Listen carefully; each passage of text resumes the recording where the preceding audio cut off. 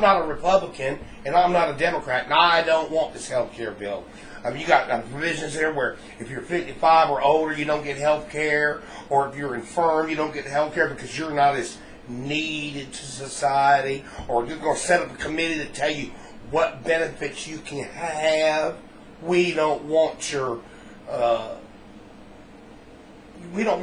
care program. We don't want it. The people don't want it.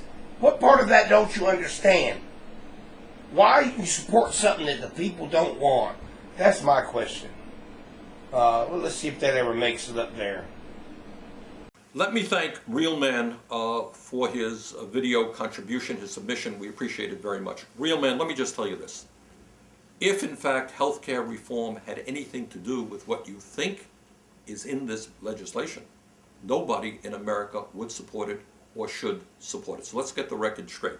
You say, and I quote, if you are 55 or older, you don't get health care, or if you are infirm, you don't get health care because you're not needed by society. That's what you said you think is in this health care legislation.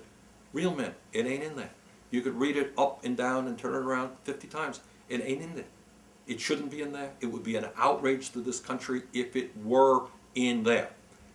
One of the concerns that I have about this whole discussion, in terms of healthcare and in terms of many other issues, is in fact how people get the information that they get in order to make rational decisions in a democratic society.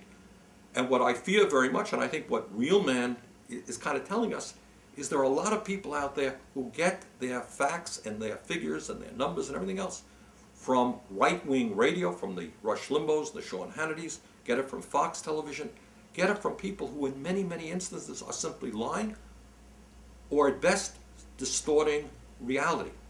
So that whole issue of the dissemination of information in a democratic society is even a more important issue than healthcare.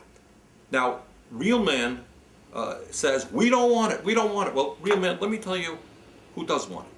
There are 46 million people in this country who have no health insurance at all. They want it. There are 60 million people who don't have access to a doctor on a regular basis, and over 18,000 of those folks die every single year, because they don't go to a doctor when they should. They want health care.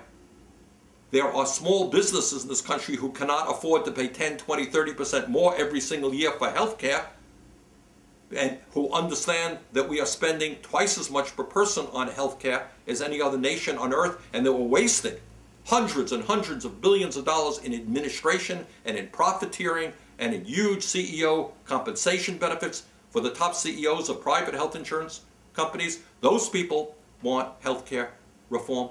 And I think mostly the average American who sits around and says, how could it be that in our great country we remain the only nation of the entire industrialized world that does not guarantee health care to every man, woman, and child as a right. So, Real Man, I hope that you'll look at other sources of information for your facts, and I hope that you will join us in the fight to make sure that every single American has high quality, comprehensive, cost-effective health care, because that is what I think this nation needs. Thank you.